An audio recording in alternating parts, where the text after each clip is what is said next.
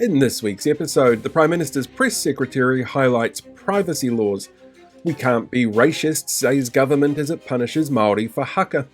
A new dawn for workplace injuries ahead, and an exclusive interview with the bots behind the RSB submissions. All that and more on this week's The News. Hello there, kia ora, I'm Paul, and I figure the robots from the future haven't come back to take me out, so I must be doing something right. Mark it in official records, it was bound to happen eventually. The Prime Minister, seen here with someone who casually joked with Herald reporters about having hidden cameras in the beehive, actually did something right, after information came to light this week around Press Secretary Michael Forbes, seen here with a very convincing Muldoon cosplayer. Forbes has been discovered as having recorded sessions with sex workers without their permission. He recorded intrusive photos that he had of women in public, as well as footage of women shot through windows at night in compromising positions. Prime Minister Christopher Luxon demanded answers immediately from Forbes and was very clear that if he didn't resign, he'd be fired.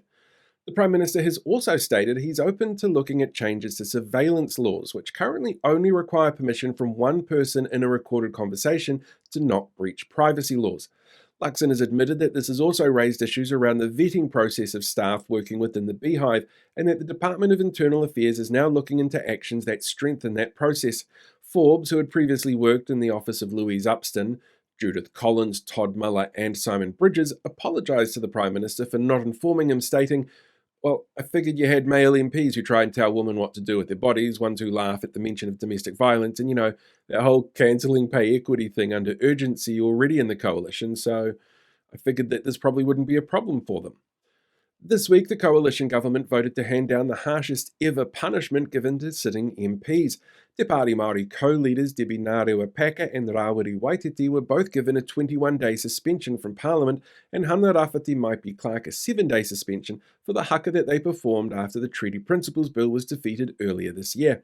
While Winston Peters made racist comments referring to Waititi's moko as face scribbles, the gun-loving Minister Nicole McKee, who was trying to loosen gun regulations, got upset at what she perceived to be finger guns, and Karen Chower claimed that the real crime was people being mean to her, while she selfishly sent kids off to ineffective boot camps where they can be punished with physical force.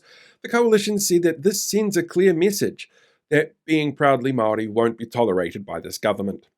Oh, to breaking news now. The government has identified an existential threat to the country, one which will, if left unchecked, potentially kill us all.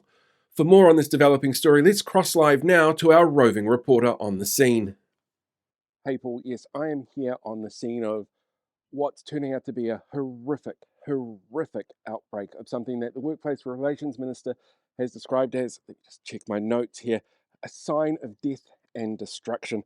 It's really out of control at the moment. She's been telling people that what we're seeing is commonplace and that we really need to be concerned about how often these are rolling out in the suburbs, that they're going to hunt us down, that they're going to hunt down our loved ones, they're going to subjugate us, take over our homes, our schools, our Prime Minister's office, and that we really do need to be afraid because road cones are everywhere. The government has set up an emergency hotline. If you need help, if you see a road cone in the wild, please stay away from it. This is as close as we've been allowed to get to this one that's just been found roaming the streets. But there is an emergency hotline if you need help, because this is quite clearly the most urgent thing that the government is dealing with at the moment. Please, everyone at home, stay safe, and back to you in the office, Paul. Thanks, Paul. And we're clearly doomed. May whatever God you believe in have mercy on our souls. A new report out this week shows smoking levels have plateaued for the first time in a decade. With the removal of smoke-free laws and targets, tax breaks for tobacco companies, untested plans on smoking reduction written by ChatGPT and tobacco companies directly, and disinformation about the future of cigarette availability from ministers, the Minister for Smoking, Casey Costello, seen here supporting a hate group that wants to harm rainbow youth, said, "Whoa, I'm shocked. Those tobacco companies will need to explain why the gift basket they sent me last Christmas didn't have the best caviar instead of the knockoff brand." Climate scientists are raising concerns about the government's methane emissions reduction plan this week, which the Prime Minister has denied as a problem. Under the new plan, the country's largest polluters will have little incentive to change what they're doing, with the Prime Minister adding, "What did you expect? We based our climate reduction plan on technology that hasn't even been invented yet. No one pushed back on that when we announced it." David Seymour, seen here with the real reason he hopes real people don't use the internet because of what they might find out about his former party president, this week claimed that bots were responsible for 99.5% of consultation submissions on the Regulatory Standards Bill, so he didn't need to read them.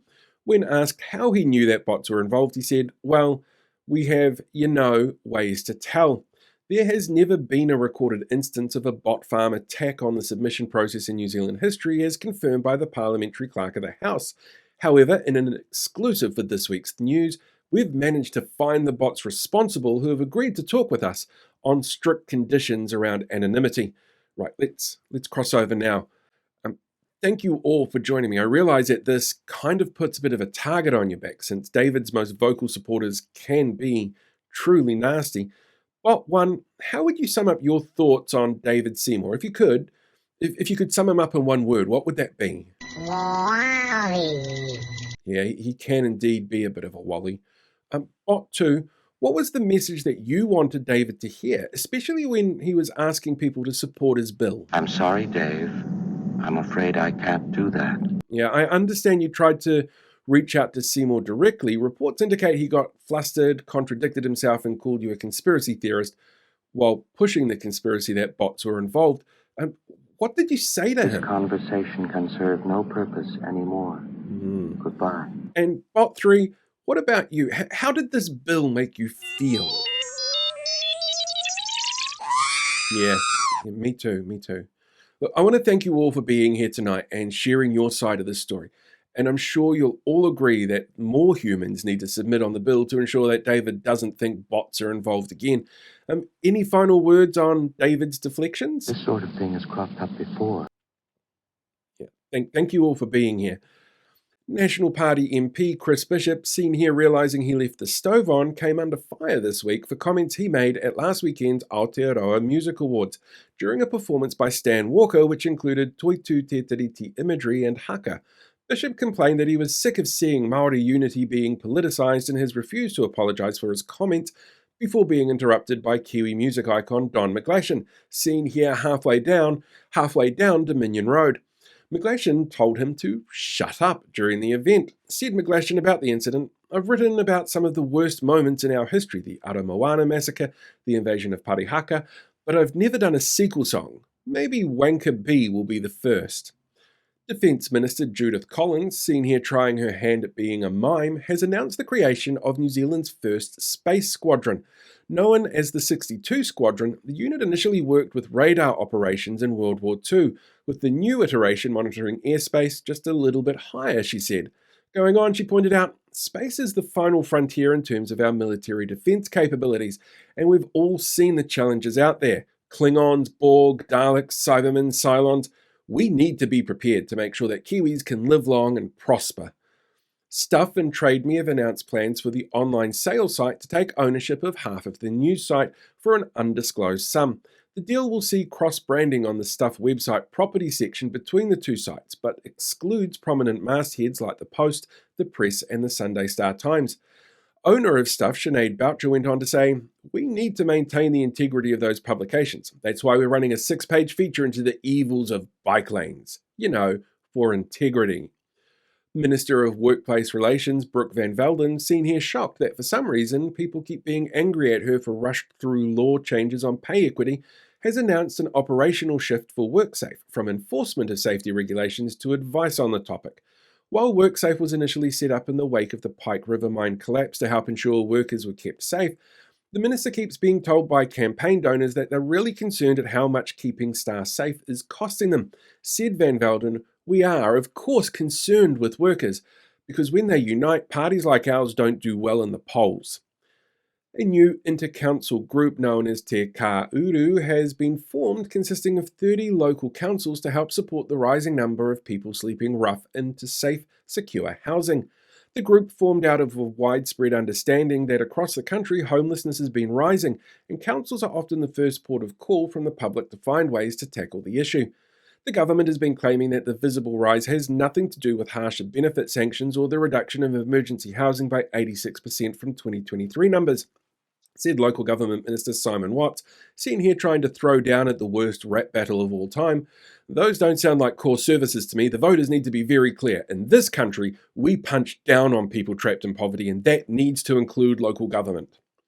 Auckland Deputy Mayor Desley Simpson, seen here trying to bring cheerleading to construction, has announced that she will not be running to unseat incumbent Wayne Brown in this year's local body elections, instead throwing her support behind him.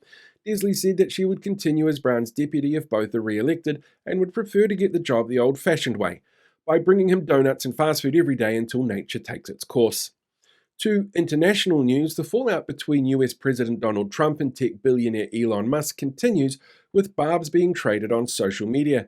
Trump has threatened to withdraw government funding subsidies to Musk's companies, while Musk has claimed that the reason the Epstein files have not been released is because of Trump's involvement with Epstein. For comment now, we cross over to our international correspondent, Ken Watanabe. Let them fight.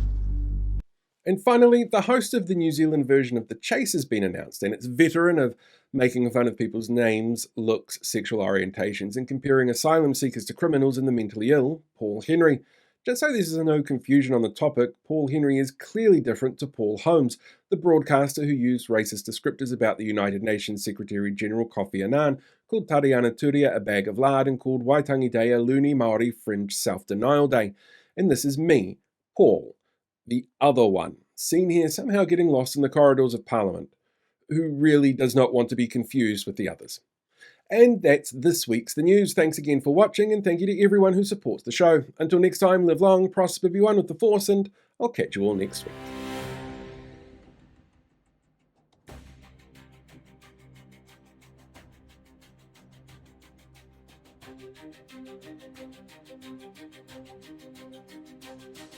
Hey, thanks for checking out today's video. Make sure you like, share, subscribe so you get more updates as we go along.